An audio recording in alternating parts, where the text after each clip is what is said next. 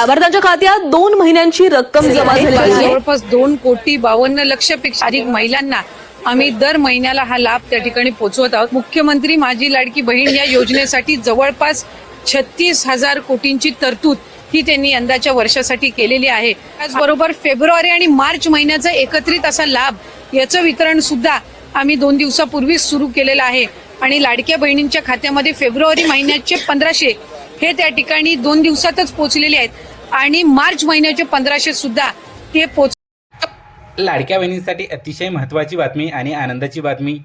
लाडक्या बहिणींनो, तुमचं जर वय 21 वर्ष पूर्ण झालं असेल तर तुम्ही या योजनेसाठी पात्र असता आणि वयाचे 65 वर्ष होईपर्यंत तुम्हाला या योजनेचा लाभ मिळत असतो। बघा, लाडकी बहीण योजनेमध्ये दर महिन्याला तुम्हाला 1500 रुपये जमा होत असतात। ही बेसिक माहिती आपल्याला माहीत असेलच।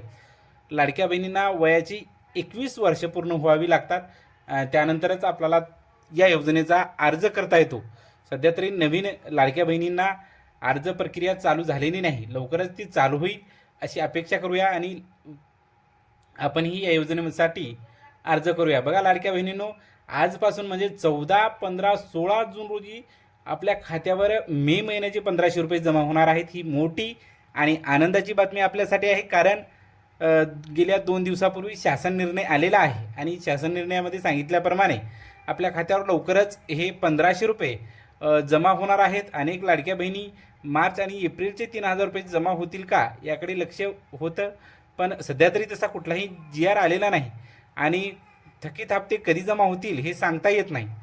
मे महिन्याचे 1500 रुपये तुमच्या खात्यावर EKYC पूर्ण असतील तर होणार आहेत। बघा, EKYC साठी सध्या तरी कुठलेही पोर्टल चालू नाही आहे। लाडक्या बहिणींनो, तुम्हाला अनेक फसवे कॉल येत असतील किंवा वेगवेगळ्या नंबरवरून तुम्हाला फ्रॉड कॉल येत असतील तर आपण सावध राहायचं आहे।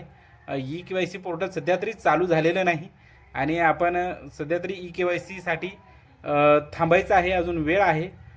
कधी चालू होईल हे शासन वेळोवेळी आम्ही तुम्हाला कळवत राहू। अजून सध्या तरी तशी कुठलीही अपडेट आपल्याकडे आलेली नाही किंवा चालू झालेलं नाही पोर्टल, हे तेवढंच महत्त्वाचं आहे।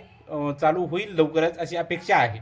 बघा, लाडक्या बहिणी अपात्र होण्याची महत्त्वाची कारणं आहेत। अनेक लाडक्या बहिणी या योजनेमध्ये अपात्र झालेल्या आहेत, त्याची कारणं भरपूर आहेत। सर्वात महत्त्वाचं कारण आहे EKYC पूर्ण नाही। अनेक लाडक्या बहिणीची EKYC पूर्ण नाही। त्यानंतर बघा, बँक डिटेल भरताना अनेक लाडक्या बहिणींनी चुका केल्यात कागदपत्रामध्ये आणि योजनेच्या नियम आणि अटीमध्ये न बसणे हेही तेवढंच महत्त्वाचं आहे।